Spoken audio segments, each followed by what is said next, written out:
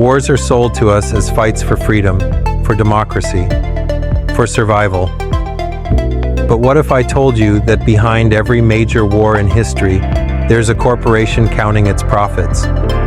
This is the untold story of the military-industrial complex, where blood is currency and democracy is the ultimate casualty. Let's rewind to 1914. World War I wasn't just a clash of empires. It was the world's first industrial-scale slaughter. Companies like Germany's Krupp and Britain's Vickers armed both sides, selling bullets, cannons, and death. The longer the war dragged on, the richer they became. Soldiers died in trenches. Shareholders partied in boardrooms. Fast forward to WW1. While millions fought Nazis, American corporations like Ford, GM, and IBM were quietly fueling Hitler's war machine. Ford supplied trucks to the Third Reich. IBM's census machines helped track Jews to concentration camps. And after the war, these companies rebranded as patriots and joined the new military-industrial complex.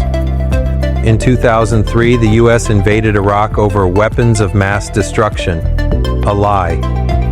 But for companies like Halliburton and Lockheed Martin, it was a golden opportunity. Halliburton scored $39 billion in contracts. Private armies like Blackwater operated outside the law, killing civilians with impunity.